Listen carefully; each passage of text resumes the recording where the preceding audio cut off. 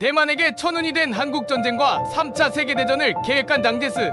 장제스는 당시 대만의 지도자로 중국 본토에서 국共내전에서 패배한 후 대만으로 피신한 상태였습니다.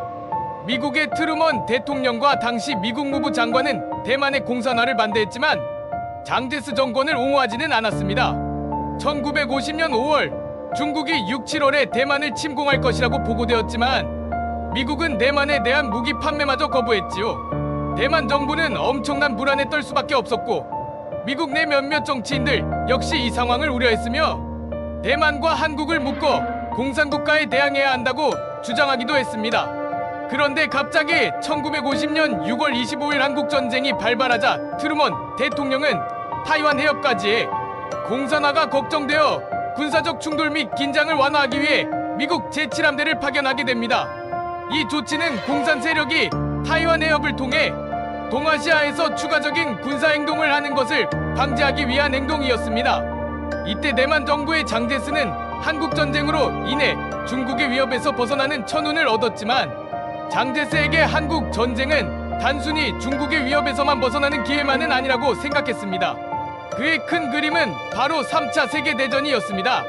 그에게 한반도에서 벌어지는 전쟁은 자유진영과 공산진영 간의 전쟁으로 생각했고 장제스는 이를 자신이 중국 본토로 복귀할 수 있는 큰 기회로 여겼지요. 그는 미국과 유엔의 지원하에 국共내전으로 지쳐있는 대만 군대를 포함시켜 한국전쟁에 숟가락을 올려 공산주의를 저지하는 전투에 참가함으로써 중국 본토를 재탈환하려는 것이 큰 그림이었습니다. 또한 자신이 이 전쟁에 참여함으로써 다시 한번 서방의 지지를 확보할 수 있을 것이라고 상상하며 아드레날린이 분비되고 있었지요. 만약 미국과 유엔이 한국전쟁에서 승리한다면 그 다음 목표는 중국 본토의 공산주의 정권이 될 것이라고 큰 기대를 하게 됩니다. 당시 마오쩌둥의 공산당 정부는 유엔군이 참전하자 북한군을 지원하며 한국전쟁에 깊이 개입하고 있었기 때문에 장제스가 본토 공산당을 무너뜨릴 수 있는 하늘의 기회로 생각하고 대만의 병력을 한반도에 투입하여 북한과의 전투에서 유리한 고지를 점령하고 나아가 중국 본토로의 진격을 계획했습니다. 따라서 장제스는 한반도에 3만 3천 명의 지상군을 파견하겠다고 제안했지만 당시 트루먼 행정부는 장제스의 군대가 한반도에 참전할 경우 중국과 소련도 개입해 대규모 전투로 이어질 수 있다 판단했기 때문에 단호히 거절했습니다.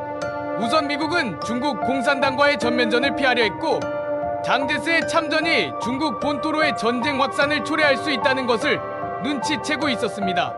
또한 장제스의 군사력은 이미 대만을 방어하는 데에도 한계가 있다고 생각했고 본토에서의 패배 이후 남아있던 군사력은 국共내전 당시의 대규모 병력과는 달리 매우 약화된 상태였으며 이를 다시 동원하여 해외 전쟁에 투입하는 것도 현실적으로 어려운 상황이라고 보았습니다.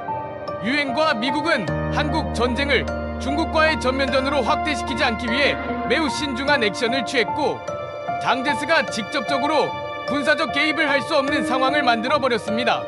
한국 전쟁은 결국 유엔군과 중국군의 개입으로 국제전으로 확대되었지만 한반도 내에서만의 전쟁으로 이어졌고 향후 포로 문제로 정전이 지연됨으로써 3년 이상 전투가 이어졌습니다. 긴 협상과 우여곡절 끝에 중국군 포로 중 1만 4천여 명은 대만을 선택하여 대만은 군사 병력을 추가로 얻을 수 있었고 7천여 명만이 중국으로 귀환되어 갔습니다.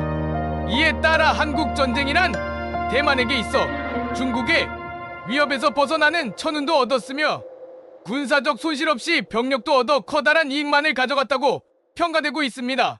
그러나 장제스는 한국 전쟁이 한반도 내에서만의 전쟁이 아닌 커다란 제3차 세계대전으로 확대되어 중국 본토를 다시 탈환할 수 있기를 기대했지만 결국 장제스의 꿈은 실현되지 못했네요.